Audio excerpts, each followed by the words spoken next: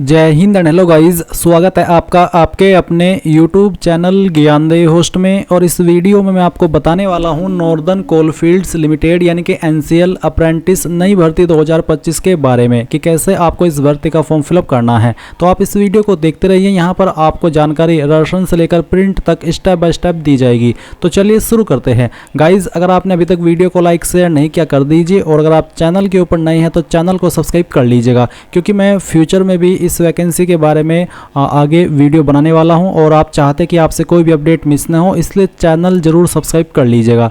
फिर गाइज, जो लिंक मैंने आपको इस वीडियो के डिस्क्रिप्शन में दिया है, ये लिंक आप ओपन करेंगे। ओपन करने के बाद आपको जानने को मिलेगा कि इसमें आपकी 1765 वैकेंसी निकाली गई है और फॉर्म आप लोग 12 मार्च से लेकर के 18 मार्च 2025 तक फिल कर पाएंगे। यानी कि आपके पास यहाँ पर सिर्फ 6 ही दिन है इस फॉर्म को भरने के लिए। तो जितना जल्दी हो सके फॉर्म को भर लेना है, क्योंकि बाद में आपको अतिरिक्त मौका नहीं मिलेगा।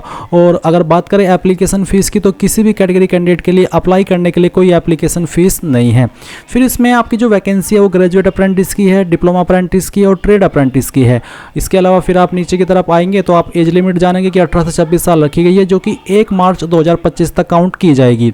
इसके बाद गाइज, आप यहाँ पर इंपॉर्टेंट लिंक के सेक्शन में आएंगे और अप्लाई ऑनलाइन लिंक ओपन करेंगे। आपके सामने कुछ ऐसा इंटरफेस आ जाएगा जैसे कि आप वीडियो में देख सकते हैं। अब यहाँ पर आ जाने के बाद में गाइज, अगर आप इन इंस्ट्रक्शंस को इंग्लिश के अंदर देखना चाहते तो आप शो इन इंग्लिश इसके ऊपर क्लिक कर देंगे और आपको यहाँ पर notification for engagement of diploma graduate trade apprentice ये ओपन करना है। इसको ओपन करने के बाद आपको जानने को मिलेगा कि इसमें यहाँ पर कौन से कैटेगरी के अंदर कौन से ट्रेड पर कितनी वैकेंसी निकाली है और क्या आपको मंथली स्टाइपेंड मिलेगा। इसकी पूरी इन्फॉर्मेशन आपको यहाँ पर बहुत ही अच्छे से दी गई है, जिसकी ग्रेजुएट्स की, फिर डिप्लोमा की और फिर ट्रेड अप्रेंटिस की। इसके अलावा मैं आपको बता दूं, अगर आप यहाँ पर अप्लाई करेंगे डिप्लोमा या फिर ग्रेजुएट अप्रेंटिस की वैकेंसी पर, तो आपको NATS.education.gov.in इस वाले पोर्टल के ऊपर रजिस्ट्रेशन करना होगा, जो कि आप यहाँ पर वीडियो में देख सकते हैं। उसके बाद में आपको इस वेबसाइट से अप्लाई करना होगा, जो कि मैं आपको आगे वीडियो में बताने वाला हूँ। और इसके अलावा अगर आप अप्लाई करना चाहते हैं ट्रेड अप्रेंटिस की वैकेंसी पर, तो आपको अप्लाई करना है apprenticeshipindia.gov.in अप्लाई बेसिकली रजिस्ट्रेशन। तो आपको इस वाले पोर्टल के ऊपर रजिस्ट्रेशन करना होगा। कैसे इस वाले पोर्टल के ऊपर रजिस्ट्रेशन होता है, इसके लिए मैंने एक स्पेशल वीडियो बना करके रखी है। आप इंपॉर्टेंट लिंक के सेक्शन से अप्रेंटिस रजिस्ट्रेशन प्रोसेस ये ओपन करके इस वेबसाइट के ऊपर रजिस्ट्रेशन कर लीजिएगा।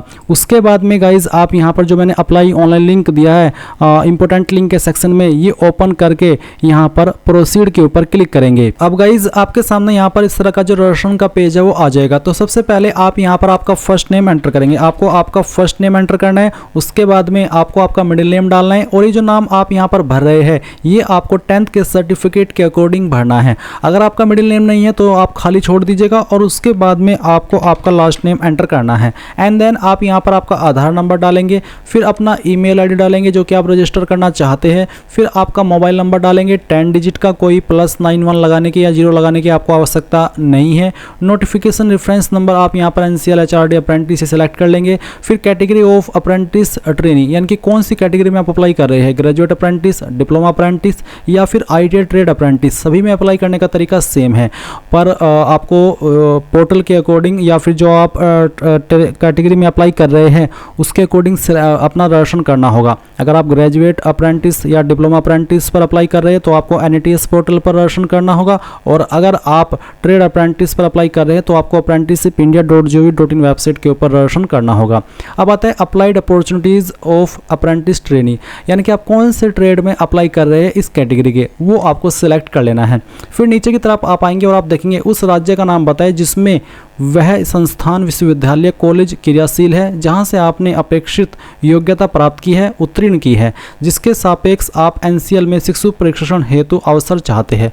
तो आपने कहां से की है, आपकी जो क्वालिफिकेशन है जिसके माध्यम से आप इस पोस्ट पर अप्लाई करने के लिए एलिजिबल है, मध्य प्रदेश या उत्तर प्रदेश।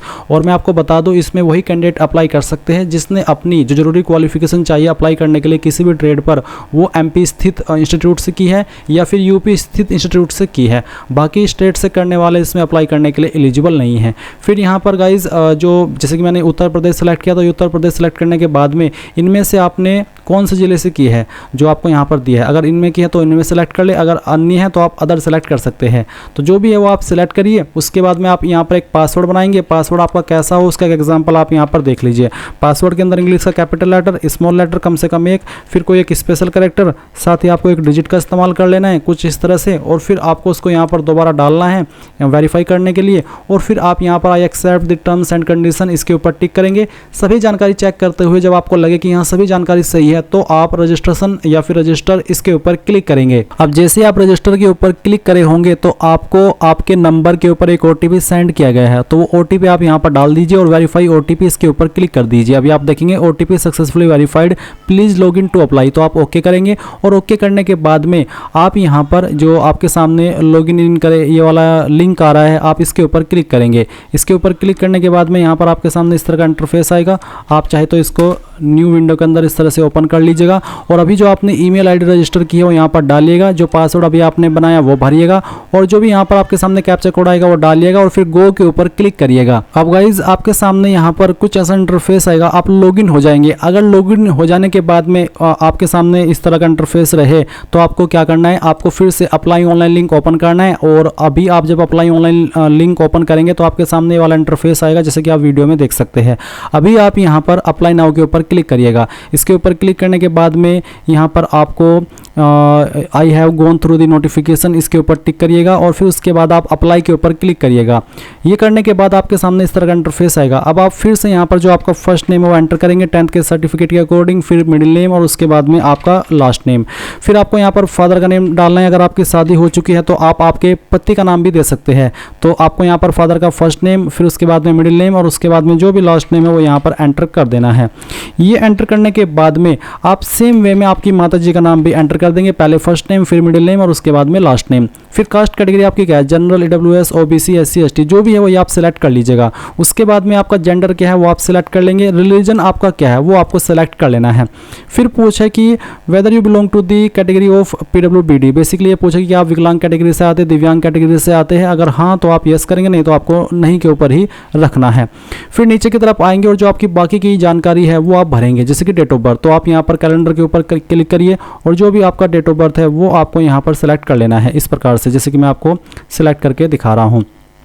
तो आप यहाँ से सिलेक्ट करेंगे, फिर यहाँ से आपका जो मंथ है वो सिलेक्ट कर लेंगे और फिर डे, तो आपका डेट ऑफ बर्थ आ जाएगा। मैरिटल स्टेटस क्या है, आपका शादी हो चुका है तो आप मैरिड सेलेक्ट करेंगे, डाइवोर्स्ड है, विडो है या फिर बैचलर है। तो मेरा स्टेटस अभी तक बैचलर है तो मैं यहाँ पर बैचलर सेलेक्ट कर लेता हूँ। इसके बाद गाइज आप नीचे की तरफ आएंगे और देखेंगे एड्रेस ऑफ कम्युनिकेशन, यानी कि जो प्रेजेंट एड्रेस है वो आपको फिल करना है। तो एड्रेस लाइन 1 और 2 के अंदर जो भी आपका एड्रेस है थोड़ा थोड़ा पार्ट आपके एड्रेस का लिखना है और जो आपका डाक है नज़दीकी डाक वो भी आपको यहाँ पर एंटर कर देना है। उसके बाद आपकी डिस्ट्रिक्ट कौन सी है और डिस्ट्रिक्ट का नाम आप यहाँ पर एंटर कर दीजिएगा और ये एंटर करने के बाद में देखेंगे स्टेट, तो आपको आपकी स्टेट यहाँ से सिलेक्ट कर लेनी है। फिर जो भी आपका पिन कोड है वो भी आपको डाल देना है। इसके बाद गाइज आप देखेंगे मोबाइल नंबर, आप मोबाइल नंबर डालेंगे और नीचे है check the box if present and permanent address both are same, यानी कि अगर आपका प्रेजेंट और परमानेंट एड्रेस सेम है, अलग अलग नहीं है, तो आप इस बॉक्स के ऊपर टिक कर दीजिएगा और अगर अलग अलग है तो अनटिक करके अलग से भर दीजिएगा।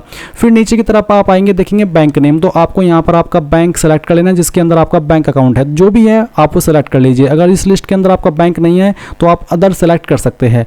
इसके बाद आपको यहाँ पर शाखा बतानी कि कहाँ पर आपका बैंक स्थित है, तो आपको आपकी शाखा को यहाँ पर लिख देना है। उसके बाद में IFSC कोड, ये IFSC कोड आपको आपकी बैंक की पासबुक के ऊपर मिल जाएगा या फिर जो आपकी चेकबुक है उसके ऊपर भी मिल जाएगा। अगर दोनों आपके पास नहीं है तो गूगल के अंदर जाइए, आपके बैंक का नाम लिखिए, फिर जहाँ पर आपका बैंक स्थित है वो सिटी लिखिए और फिर लिखिए बाद में IFSC कोड। तो आप ऑनलाइन वे में भी आपका IFSC कोड प्राप्त कर सकते हैं बहुत ही सिंपल वे में।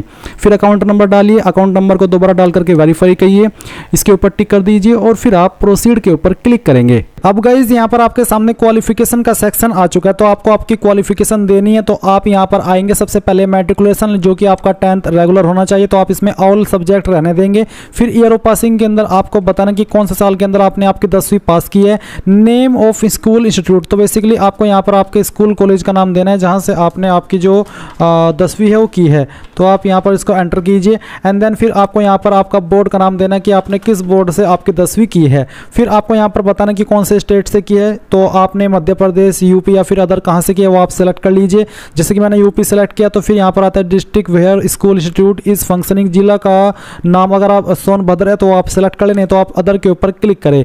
इसके बाद कोर्स ड्यूरेशन, तो आप इसमें 1 ईयर लिखिए क्योंकि ये 1 साल के अंदर ही काउंट होता है। डेट ऑफ कंप्लीशन यानी कि 10वीं आपने कब पास कर ली थी वो डेट आपको यहाँ पर सेलेक्ट करनी है। तो आप इस तरह से जो आपका ईयर है वो आपको सेलेक्ट करना है। फिर यहाँ से आपका मंथ और इसके बाद में आपका डे। देन गाइस परसेंटेज कितनी थी वो आप यहाँ पर एंटर कर देंगे। इसके बाद सेम वे में आपको 12वीं की इन्फॉर्मेशन देनी है। 12वीं आपने किस साल के अंदर पास कर ली थी वो आप यहाँ पर एंटर कीजिए। इसके बाद यहाँ पर गाइस नेम ऑफ स्कूल पर जाने से पहले अगर आप यहाँ पर ईयर ऑफ पासिंग के अंदर 2021 या फिर 2022 भर रहे हैं तो फिर आपको देखने को मिलेगा year of passing can not be beyond 2020, यानी कि जिन्होंने अपनी ITI 2021-2022 के अंदर की है वो इसमें अप्लाई करने के लिए एलिजिबल नहीं है। जिन्होंने अपनी ITI 2020 में या फिर उसके पहले की है वही कैंडिडेट इस फॉर्म को भर सकते हैं। इसीलिए यहाँ पर ये एरर आता है कि जिन्होंने बियॉन्ड 2020 की है वो एलिजिबल नहीं है। तो जो भी आपका पासिंग ईयर है वो आप यहाँ पर डालिए, 2020 से पहले का ही होना चाहिए। एंड देन फिर आपको यहाँ पर आपके स्कूल इंस्टीट्यूट का नाम देना है जहाँ से भी आपने आपकी ये जो क्वालिफिकेशन है वो की है। इसके बाद में गाइज आप यहाँ पर आगे बढ़ेंगे और यहाँ पर आगे बढ़ने के बाद में आप देखेंगे आपका बोर्ड तो किसके द्वारा की है, NCVT या फिर SCVT, वो आप यहाँ पर लिख दें। इसके बाद आपका स्टेट्स चुने कि कहाँ से आपने की है। जो आपकी ITI है वो आपकी मध्य प्रदेश स्थित इंस्टीट्यूट और उत्तर प्रदेश स्थित इंस्टीट्यूट से ही होनी चाहिए। जिन्होंने इसके अलावा अन्य इंस्टीट्यूट से की है वो इसमें अप्लाई करने के लिए एलिजिबल नहीं है। वैसे तो कैंडिडेट ऑल इंडिया से अप्लाई कर सकते हैं, बट अगर आप ऑल इंडिया से अप्लाई कर रहे हैं फिर भी आपकी जो ITI की इंस्टीट्यूट है जहाँ से आपने की है आपकी ITI वो मध्य प्रदेश और यूपी के अंदर स्थित होनी चाहिए। तो जहाँ से भी की है वो सिलेक्ट कर ले। अगर अदर है तो अदर। इसके बाद में जो यहाँ पर कोर्स ड्यूरेशन है वो 2 ईयर का अगर आपका है तो आप वो डाल दीजिए। फिर कब आपने आपकी ये जो ITI है वो कंप्लीट कर ली थी उसका एग्जैक्ट आपको यहाँ पर इन्फॉर्मेशन देना है। तो ईयर सेलेक्ट कीजिए, फिर यहाँ से आपका मंथ और उसके बाद में डे। देन गाइज आपकी परसेंटेज कितनी थी वो आप यहाँ पर डाल देंगे और फिर नीचे आएंगे और यहाँ पर प्रोसीड के ऊपर क्लिक करेंगे। प्रोसीड पर क्लिक करने के बाद में जो भी जानकारी आपने भरी है वो सभी आपके सामने। आप यहाँ पर इन सभी जानकारी को चेक करने के बाद में पूरी तरीके से श्योर होकर के कंफर्म इसके ऊपर क्लिक कीजिए और यहाँ से ओके कर दीजिए। ओके करने के बाद में यहाँ पर आपके सामने डॉक्यूमेंट का सेक्शन आ चुका है। अब आप यहाँ पर फोटो अपलोड करें जिसका साइज 50 KB से ज़्यादा नहीं होना चाहिए। तो आप चूज फाइल के ऊपर क्लिक कीजिए, जहाँ पर भी आपकी फोटो फाइल है वो आपको सिलेक्ट करनी है एंड यहाँ से उसको ओपन कर लेना है। ओपन करने के बाद अपलोड के ऊपर क्लिक कीजिए, आपकी फाइल यहाँ पर अपलोड हो जाएगी और आप यहाँ पर देखेंगे व्यू के ऊपर क्लिक करके आपका फोटो इस तरह से। इसके बाद आपको आपका सिग्नेचर अपलोड करना है, जहाँ पर भी साइन की फाइल है सिलेक्ट कीजिए और यहाँ से आपको इसको ओपन करना है। ये ओपन करने के बाद में आप यहाँ पर इसको ओपन कीजिए और फिर अपलोड के ऊपर क्लिक करके इसको अपलोड कर दीजिए। एंड देन गाइज यहाँ पर आप देखेंगे आपका 10th का सर्टिफिकेट, तो आपका 10th का सर्टिफिकेट अपलोड करना है। आपका जो NTC सर्टिफिकेट है वो मार्कशीट यहाँ पर आपको अपलोड करना होगा। इसके बाद upload CGPA to percentage conversion. अगर आपके जो नंबर है वो CGPA के अंदर थे तो आप यहाँ पर जो CGPA से परसेंटेज के अंदर कन्वर्ट किया है उसका जो सर्टिफिकेट है वो अपलोड करेंगे। अगर आपने परसेंटेज में ही नंबर भरे हैं फिर आपको ये अपलोड करने की आवश्यकता नहीं। तो यहाँ पर गाइज मैंने सभी डॉक्यूमेंट अपलोड कर दिए हैं। आप यहाँ पर इनको चेक करते हुए इसके ऊपर टिक करेंगे और फिर आप यहाँ पर सबमिट के ऊपर क्लिक करके यहाँ से ओके कर देंगे।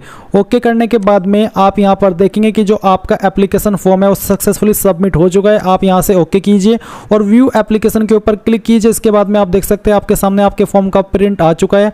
आप यहाँ पर प्रिंट एप्लीकेशन के ऊपर क्लिक कीजिए और अभी अगर आपके पास प्रिंटर मौजूद नहीं है तो आप इसको PDF के रूप में सेव कर लीजिए और बाद में आप इसको प्रिंट करा लीजिएगा। तो गाइज इस तरह से आप आपका NCL अप्रेंटिस ऑनलाइन फॉर्म भर पाएंगे।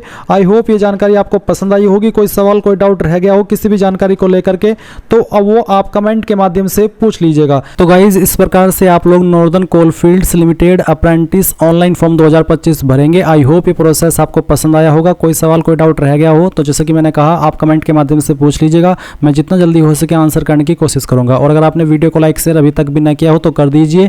Thanks for watching. जय हिंद।